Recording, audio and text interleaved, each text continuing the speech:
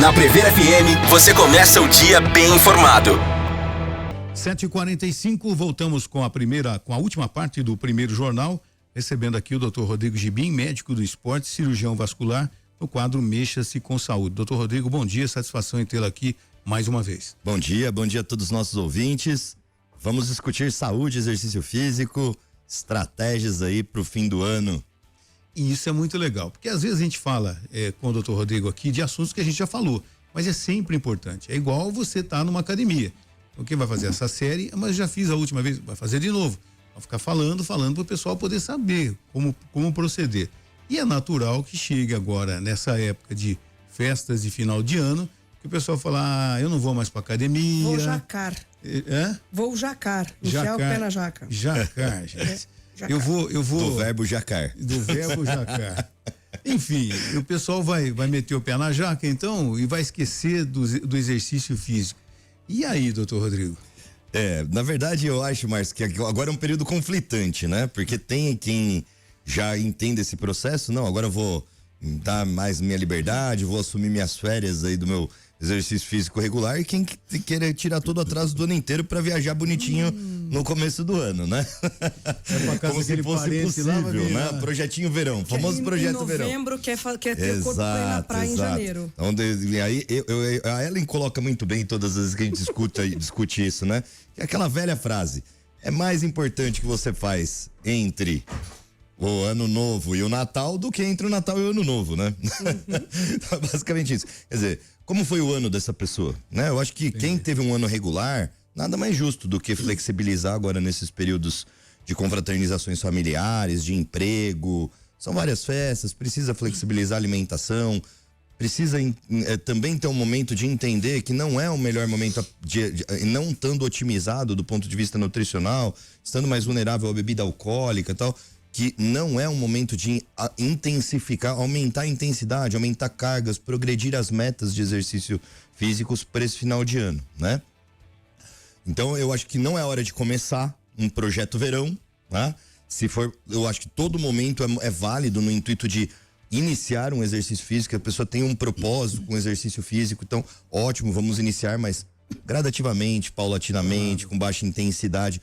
Pro ano que vem, sim, nas festas do ano que vem, ou no carnaval do próximo ano daqui, não em 2026, mas 2027, chegar com as suas metas físicas, com as suas metas de saúde relacionadas com o exercício físico. Então não é um momento de aumento de carga, não é um momento de introdução em alta intensidade, né? E para quem teve um ano regular, nada mais justo que flexibilizações aí, diminuições de carga, enfim, para acompanhar os períodos festivos. Normalmente, quem teve um ano regular, quando chega nesse período, a pessoa automaticamente já está condicionada a se cuidar, né? A maioria das pessoas age dessa forma. Eu vejo, por exemplo, atletas do futebol, jogadores de futebol. Tem aqueles que têm a dificuldade em ter um peso ideal, engordam facilmente e tal. Esses realmente têm que se cuidar mais e mais. Mas normalmente o jogador, o que ele está fazendo? Ele está numa praia, mas ele está se exercitando. Perfeito. Ele está se cuidando. Ele vai tomar lá um choppzinho, ele toma não toma dois. Enfim, normalmente já bate na cabeça que ele tem que se cuidar, né? Isso é bastante interessante, Márcio. Quanto mais regular é a pessoa com exercício físico, ou seja, quanto mais ela introduziu na sua rotina diária, não é aquela coisa traumática, né? O meu compromisso, o meu dever, entende o papel do exercício físico, isso acaba sendo natural. O corpo exibe, o corpo pede, a pessoa se sente melhor, ela tem menos sensação de culpa, né? Então, a gente fala para diminuir a carga, mas geralmente até as academias têm seguido essa tendência, né? Na nossa cidade mesmo, só os feriados específicos, Natal e Ano Novo, vão estar fechadas, a maior parte das academias. Hoje elas abrem na véspera, elas abrem no pós, né? Então é possível de ainda fazer o exercício indoor, e mesmo que estivessem fechadas as academias, exercício ao ar livre, uma caminhada leve, né? Isso também facilita a digestibilidade das comidas mais densas, mais gordurosas, mais calóricas também desses períodos de confraternização, de festas de fim de ano. Então manter-se ativo é sempre bom, né? Não é o jacar aí, não precisa ser um jacar por completo, né? É o que eu digo, talvez não treinar na mesma proporção ou na mesma intensidade, mas manter-se ativo vai facilitar todos esses processos, vai diminuir a frustração, né? Boa parte do que se ganha, por isso que a gente assume, não, come mesmo, é festa de fim de ano, come mesmo, pode. Porque ninguém vai ganhar gordura em uma refeição, 2 refeições, 3 refeições, tá? Mas se ganha peso na balança, obviamente, né? Então, existe um desbalanço nessa oferta calórica desproporcional e a pessoa ganha em água. É aquela velha história, o cara comeu livre no final de semana, vai pesar na segunda-feira, vai estar lá 3, 4, 5 quilos às vezes mais pesado na balança. Óbvio que isso não é gordura. Ninguém ganha gordura nessa agilidade, nessa proporção. São processos metabólicos. Isso é retenção de líquidos. Retenção de líquido na musculatura, retenção de líquido corporal, enfim, né?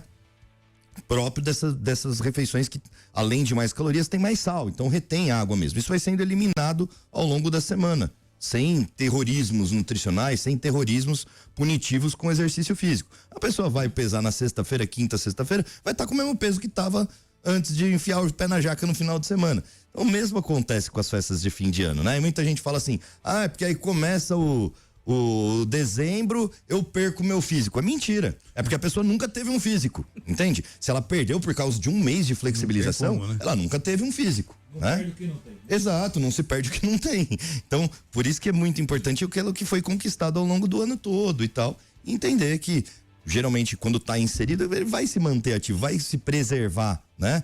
Talvez não cometer excessos, digamos assim, flexibilizar sim, sair daquela regra, aquela coisa mais formal e tal, mas sem muitos excessos, que o excesso leva ao quê? Por isso que muita gente, inclusive, tem o dia do lixo, né? Exato. Semana, que é o dia pra porcaria.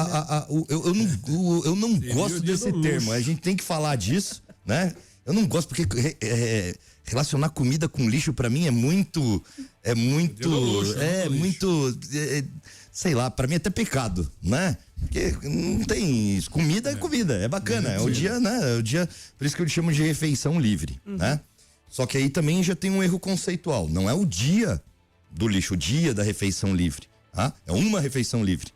Porque se a pessoa, dependendo do tanto de restrição. A coisa é matemática. Né? Na hora que o nutricionista propõe uma dieta, ele vai fazer um déficit calórico, uma quantidade a menos de energia nas contas, né? Dos que é o seu gasto do metabolismo, com o seu gasto com exercício físico, com trabalho. Ele vai fazendo um valor a menos para você não bater esse valor todos os dias, né? E ficar uma coisa viável em relação a manter saúde, manter sua produtividade. Então, se você faz um dia inteiro livre, por exemplo, um sábado, ou um final de semana inteiro livre, que é o que a maioria das pessoas fazem, eu não emagreço, eu faço dieta direitinho. Aí faz a dieta de segunda a quinta. Na sexta já tem a refeição da sexta à noite, aí no sábado já é o sábado o dia inteiro, aí no domingo tem o churrasco porque vai almoçar na casa da mãe, aí domingo à noite pede pizza, ou seja, você pede 3 dias da dieta. 3 dias da dieta diminui muito o déficit calórico calculado pelo nutricionista.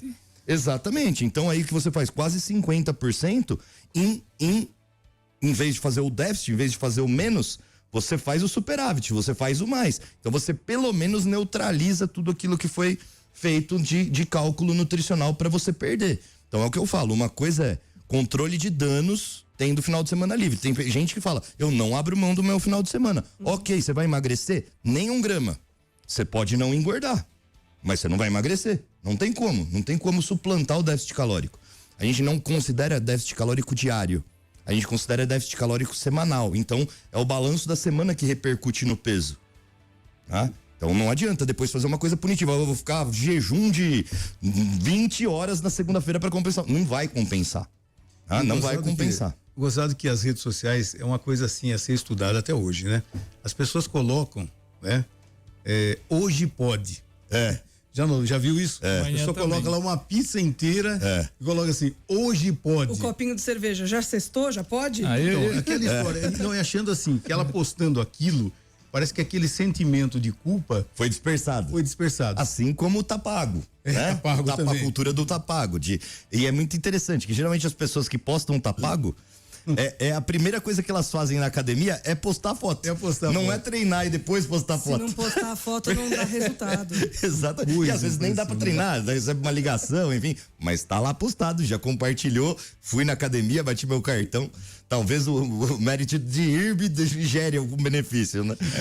Meu problema, eu sofro bullying lá em casa, né? Eu quero parar com a cerveja, aí a Fernanda vai, compra a original, que ela sabe que é o que eu gosto. Aí ela serve um copo pra ela. É muita tentação. Um copo ali na minha frente, fica com aquela carinha olhando pra mim. Você quer que eu beba sozinho? Aí, você realmente vai deixar eu beber sozinho? Vai deixar eu beber sozinho, tem certeza? Aí, eu sabe, eu sou parceiro e tal, e ela, realmente o que ela faz comigo não é desumano, tá? É desumano. E aí fica difícil, viu? Agora pensando, eu tô voltando na questão que vocês falaram aí do fim do ano, né? Dessas preparações aí pras festas. Tem aquele também que faz o jejum mais radical do mundo e força o exercício na academia, achando que em um mês vai conseguir caber na roupa. Eu quero ficar bom pro carnaval. Qual o risco desse cidadão? Aquele que para de comer, faz os jejuns mais loucos que a internet oferece aí e vai na academia e triplica a carga. Isso traz algum risco? Quais os riscos, né? Com certeza, além dos riscos metabólicos, né? Lógicos, porque vai ficar num déficit muito exuberante e pode, por exemplo, ter é difícil de falar assim em hipoglicemia, tá? Porque, né, muita gente considera assim, nossa, desmaiou na academia porque não comeu, tá? Isso é muito difícil, isso pode acontecer no diabético, na pessoa medicada, mas os nossos mecanismos, por menos que a gente tenha oferta calórica, os nossos mecanismos de controle, de reserva, são efetivos. Então, geralmente a pessoa não tem uma hipoglicemia, mas ela desmaia, porque ela tem uma má adaptação ao exercício. Então, ela não suporta bem o calor, não suporta bem a carga, cai a pressão, tá? Isso a gente considera mais que é uma alteração do sistema nervoso que mantém o tônus vascular. Então, você vasodilata e pum, cai. Por isso que a pessoa fica branca. Um risco já, né? Com certeza, porque nessa pode ter o risco na queda, pode ter o risco da própria hipotensão. Então, nesse momento que a pressão cai, antes de a frequência cardíaca subir para compensar, ela cai muito. Então, a pessoa, dependendo, tem um foco anômalo ali de disparo no coração, ela pode ter uma arritmia, pode ter uma parada cardíaca, pode ter vários eventos, né? Olha, Gibi, eu tava lendo essa semana aí, essas coisas que saem na internet também, as 10 formas mais dolorosas de morrer. E uma delas era a privação de comida. Tinha lá a privação de sono. Sim. Olha, a privação de sono é uma forma terrível de você morrer. E a privação de comida era uma delas. Mas isso em termos de tortura, né? Sim. Então aí a pessoa que fica uma forma dolorida de morrer, privando terrível. a pessoa de comida. Terrível. Eu tô dizendo o seguinte, uma privação, ela tem escalas. Às vezes, pelo seu costume, você se privar de comer brigadeiro, sei lá, já é uma tortura. Porque você tá tão condicionado àquilo que você passa a ter delírios, né, com o brigadeiro ali. Essas questões do jejum também, André, muito bem colocado por você, se dá muita repercussão aos jejuns, aos períodos malucos de jejum, assim, sem isso efetivamente ter uma comprovação em eficácia como estratégia de emagrecimento, tá? Geralmente o jejum ele leva um emagrecimento pelo déficit calórico, porque dificilmente as pessoas. Tudo, né? Tudo que é bom também, né? Não por isso, mas por exemplo, é difícil. Qual que seria a estratégia mais adequada do jejum? Você fazer o jejum para ter um benefício, entre aspas, metabólico dele. A gente sabe que um jejum tem um benefício metabólico, particularmente em vulneráveis, tá? Então, aquele cara que tem uma alteração já da sensibilidade à insulina, um pré-diabetes, o cara que tem o colesterol alto, ele pode se beneficiar com o jejum, porque a gente tem um modelo religioso que a gente estuda o jejum. A gente tem esse paciente, um modelo controlado, que é o Ramadã, tá? Então, o Ramadã, o cara come gordura pra cacete, e o perfil metabólico dele é muito bom. Então, a gente sabe como funciona pro metabolismo dessas situações. Mas assim, em termos de estética, emagrecimento estético, manutenção da massa magra, desempenho esportivo, o que seria o ideal? O cara fazer o jejum para ter o benefício metabólico e eventualmente mobilizar mais gordura, ninguém sabe se mobiliza ou não, tá? E aí ele come na última refeição batendo a meta do dia. Então se o cara tinha que comer uma cacetada de proteína, ele tem que comer tudo na última refeição. O que acontece com a maioria da população? Vai lá e come uma fatia de pizza, vai ter benefício estético? Não vai. Vai ter um excesso de caloria com desbalanço, uma dieta não balanceada. Fora que vai ter as outras repercussões da saúde que talvez minimize a repercussão metabólica de ter comido aquela porcaria, mas não vai emagrecer. Não vai funcionar. Do cara do Largados Pelados aqui, ele deu uma entrevista com a gente aqui, ele disse que antes de ir pra lá, ele engordou 14 quilos, pra poder ter uma reserva para poder gastar naqueles 21 dias. Tem toda a lógica, porque assim, essa exfoliação sustentada, se a pessoa faz, por exemplo, novembro e dezembro, treinando em alta, primeiro que ela não vai conseguir treinar muito em alta intensidade, a maioria das pessoas com grandes restrições, elas são bastante vulneráveis a não manter performance, é a primeira coisa que cai, né? Performance muscular, performance de carga, condicionamento cardiorrespiratório. Pouquíssimas são as pessoas que conseguem manter esse condicionamento com baixa oferta calórica. E as que isso conseguem vão ter lesão. num primeiro momento. Lesão inevitável, lesão muscular. Inevitável, vai ter algum grau de lesão de sobrecarga muscular. Se não tiver lesão muscular, conseguir superar a lesão muscular e se prolongar esse déficit, todo déficit muito agressivo, ele leva a perda de massa muscular.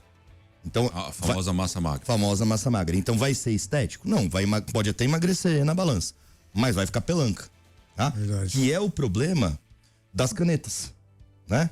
O que a gente sabe hoje a respeito das canetas? Isso é o principal guideline publicado agora numa revista de diabetes, um guideline internacional, que não existe uso de caneta emagrecedora em qualquer contexto, obesidade, emagrecimento, diabetes, sem musculação. Não existe, porque perde massa magra. E vai ficar com pelanca. Quem usa a canetinha vai ficar com pelanca. Não tem jeito, é inevitável, porque justamente pela perda de massa magra. Aí coloca uma calcinha mais apertada, daquela disfarçada. Estruturada, porque o que a caneta faz? Ela não tem grandes benefícios metabólicos para quem não tem alteração do metabolismo. Ela faz uma restrição alimentar, ela modula o seu apetite. É um jejum forçado. É um jejum forçado. Então, muita gente suporta ficar sem comer o dia inteiro, aí se à noite não comer uma dieta balanceada, vai ter as repercussões negativas da caneta. Então, o que faz você quando você se dispõe a comer menos alimento por conta de uma falta de capacidade do estômago? Você vai comer fibra? Você vai se hidratar? E aí tem os alertas do FDA para o uso, por exemplo, das canetas mais potentes, do tipo tirzepatida, que é o Mounjaro. Qual é o problema? A pessoa fica sem fibra, fica constipada, não consegue ir no banheiro. Fica 10 dias sem ir no banheiro lá. Quer dizer, não come, não vai no banheiro, não tem material para fazer o bolo fecal e não tem fibra. Então desidrata tudo. Qual que é o problema? Diminuição da capacidade gástrica também diminui a ingestão de água. Modula essa necessidade de sede. A pessoa fica horas sem beber água. E às vezes tentando fazer exercício físico. O que acontece? O FDA emitiu recentemente cuidado pela possibilidade de insuficiência renal aguda induzida pela caneta. Loucura, né? Quer dizer, o remédio é super seguro. O problema é o cabeçudo que usa o remédio.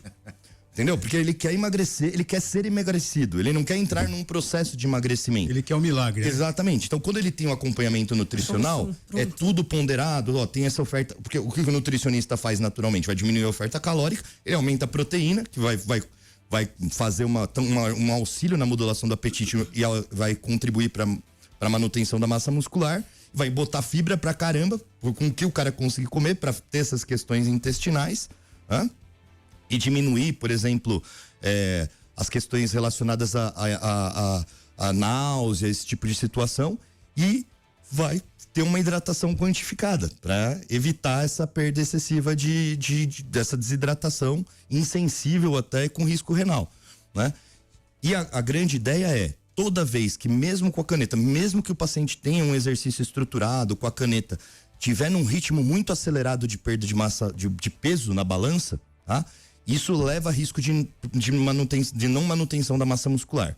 Existe uma desproporção entre o que o paciente está precisando para os seus processos metabólicos dele e o que precisa de energia para a massa muscular. Então isso tem que ser muito verificado. Para o paciente é muito legal. Nossa, tô perdendo um monte de peso, mas não é legal perder rápido. Essa perda rápida nunca é bacana, nunca é saudável, né? E como você falou em termos de outros riscos, né? Toda perda excessiva, dietas muito restritivas, exercício muito punitivo. Eu falei da parada cardíaca durante o exercício, mas ela pode acontecer a qualquer momento, tá?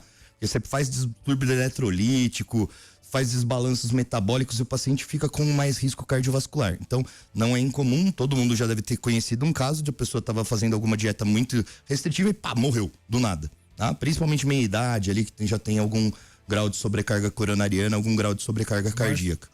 Tá? Escutou, Márcio? Escutou, Lorival? Escutou? Mas, Gibim, tem alguma orientação, tipo assim, você falou perder muito rápido? O ideal é o seguinte, que não se perca mais que 5%, 10% do seu peso ao mês. Isso. Deve ter uma escala, Tem uma escala sim, tem uma escala lógica, mas mais que a escala de proporção de peso, é mais importante ter o segmento com um método além da balança, tá? Que mestra massa magra, massa gorda. Porque essa velocidade de perda é muito relativo de acordo com quanto você tem de gordura. É porque eu tenho visto umas pessoas usando a caneta e falando, não, eu perdi 20 quilos, eu perdi 15 quilos, mas quanto tempo? Em um mês. Então, é assustador. É assustador. Qual que é o ideal? Você não pode perder mais que 5% do seu peso? Tudo depende, sim, existe essa proporcionalidade, mas tudo depende do que é que vem sendo perdido, entende? Você tá se perdendo é gordura ou massa magra. né? Então por isso que precisa acrescentar um método de composição corporal para... Tá, mas dentro do equilíbrio desse, ó, você vai perdendo um pouco... É em torno de 5%. 5%. Eu imaginei que fosse isso. É em torno disso. 5% é uma situação viável. Mês, tá? nós só falamos, né? Mês. Ó, veja, os estudos que mostram ali a perda de até 30% do peso, perto de 27% do peso, por exemplo, com a tirzepatida, são estudos de 72 semanas. 72 semanas. Mas tem ninguém perdendo em um mês. Eu sei, mas aí que entra. Só que aí entra o quê?